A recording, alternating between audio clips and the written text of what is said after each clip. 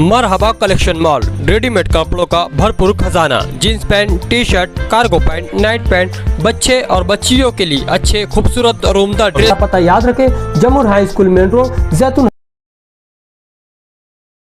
आज मालेगांव में आए, इस केस के संदर्भ में आए हैं, उसमें क्या देखिए, यहाँ का एक पुराना मसला है गिरना मौसम सहकारी साकर कारखाना। उसके लिए किसानों से पैसे वसूले और अब तक वो कारखाना बना नहीं है। उस बारे में यहाँ के एक नेता अद्वैत हीरे कोर्ट में गए, वक्तव्य भी किया। अभी भी ये मामला NCLT कोर्ट में चल रहा है। उसके आधार पर मैंने ये पूछा था कि क्या ये भ्रष्टाचार हुआ है, किसानों का पैसा कहाँ गया और अब तक ये गिरना कारखाना यहाँ बना क्यों नहीं। इस प्रकार से मैंने सवाल पूछे तो यहाँ के जो गार्डन मिनिस्टर है दादा भूसे जी को ऐसा लगा कि उनका अवमान हो गया, उनके हमारे खिलाफ उसने एक अवमान याचिका दायर की। लेकिन मेरी कोई गलती नहीं थी। अद्वैत हीरे जी ने जो केस दायर की थी उसके आधार पर मैंने बात की और अभी भी वो केस चल रही है NCLT में। अब जिसने ये मामला उठाया था वो अद्वैत हीरे जी, वो खुद दादा भूसे के साथ बैठते हैं, बीजेपी में गए हैं और बीजेपी और शिंदे गुट की सत्ता है। तो ये मेरा कहना है कि आप अद्वैत हीरे और दादा भूसे वहाँ आपस में देख लेंगे, वो चलाएंगे, सत्ता उनके पास है। अगर भ्रष्टाचार हुआ है तो देवेंद्र जी को बोलो ये भ्रष्टाचार हुआ है, आप निर्णय लीजिए। हम क्यों यहाँ झगड़ा करो। हम आप कोर्ट को बताएंगे ऐसा ऐसा मामला है, हम अगर किसी का अवमान हुआ है तो हम खेद प्रकट करेंगे और अद्वैत हीरे और दादा भूसे दोनों लड़ते रहिए। में बोल हो गया ना सर, थोड़ा सा अभी आप तो कोर्ट में जाके आए। नहीं, मैंने सुबह भी आपसे बात किया है उस बारे में। देखिए, जो एक मामला चल रहा था यहाँ, उस बारे में मैंने और यहाँ के garden minister senior leader Dada Bhuse जी में सुलह हो गया है। जो बात मैंने रखी थी उस वक्त, जब उसकी मैंने जांच पड़ताल की तो मुझे लगा कि मेरे तरफ से कोई गलत वक्तव्य निकला है, वो मैंने पीछे लिया है और मैं और दादा भूसे जी ने तय किया कि अब ये मामला यहाँ ख़त्म हो जाएगा। बस दिस इज द शॉर्ट स्टोरी। त्यांनी माननीय राऊत साहेबांनी चुकीच्या आधारावर म्हणजे मधला पॉइंटच काढून टाकला होता।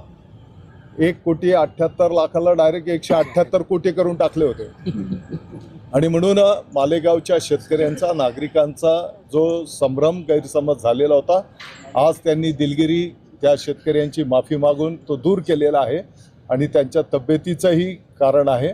या सर्व गोष्टी पाहता मालेगावच्या शेतकऱ्यांनी सांगितलं की आपण त्यांच्या विनंतीला मान देऊ, हा खटला मागे घेऊ। सर हिंदी में दादा ना बोल, दादा खटला मागे घेतलाय। गिरणा साखर कारखान्यामध्ये मंत्री दादा भुसे यांनी 178 कोटींचा घोटाळा केला, अशा आशयाची बातमी दैनिक सामनामध्ये माननीय संजय राऊत साहेबांच्या माध्यमातून छापून आलेली।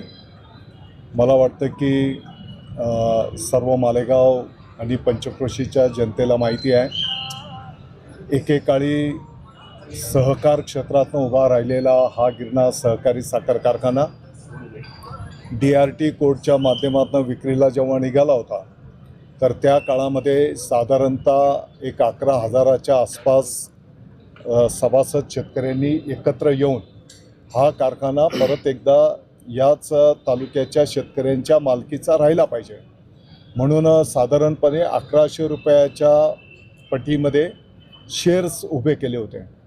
आपल्या सर्वांना माहिती आहे की एक महिनाभर सर्व पक्षीय लोकांनी एकत्रितपणे येऊन हा प्रयत्न केला होता। दुर्दैवाने काही लोकांनी त्या काळी पण अफवा पसरवल्या आणि मोठं भाग भांडवल आपलं उभं राहू शकलं नाही। जी काही 1,60,70,00,000 रुपये रक्कम जमा झाली होती, ती रक्कम नंतरच्या काळामध्ये आर्मस्ट्रॉंग कंपनीने जो कारखाना घेतला त्या कंपनीला RTGSच्या माध्यमातून आपण ती ट्रान्सफर केलेली आहे. हे सर्व गोष्टी रेकॉर्डवर आहेत. आणि मग असं असताना जो काही आरोप आपल्या मालेगाववर केला गेला आणि त्याच्यामुळे मालेगावच्या शेतकऱ्यांचा अवमान झाला, या भावनेतून आम्ही सर्व पदाधिकाऱ्यांनी एकत्रितपणे चर्चा करून मग एकतर हे शब्द मागे घ्यावेत अशा प्रकारचे भावना आम्ही माननीय राऊत साहेबांकडे व्यक्त केलेली, तसं त्यांना नोटीस दिली होती आणि तसं भूमिका त्यांनी न घेतल्याच्यामुळे मग या ठिकाणी खटला दाखल केलेला होता.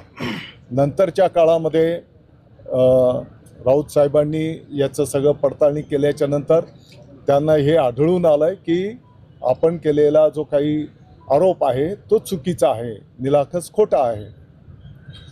ज्यांनी त्यांना माहिती दिलेली होती, मला अपेक्षित होतं की त्यांनी नावसुद्धा घ्यायला पाहिजे होतं. हो, मी सांगतो ना, मी सकाळी नाव घेतलेलं आहे. तर अद्वै हिरे यांनी ही माहिती दिली होती, सत्य आहे. सकाळी मी या विषयावर बोललेलो आहे. तर त्या खोट्या माहितीच्या आधारावर त्यांनी ते आरोप केलेले होते आणि मग त्यांनी आत्ताच्या घडीला मालेगावच्या शेतकऱ्यांची, नागरिकांची, सभासदांची दिलगिरी माफी मागितलेली आहे आणि म्हणून त्यांच्या तब्येतीचाही विषय आहे. या सर्व गोष्टींचा विचार करून आज हा खटला मागे घेण्यात आलेला आहे.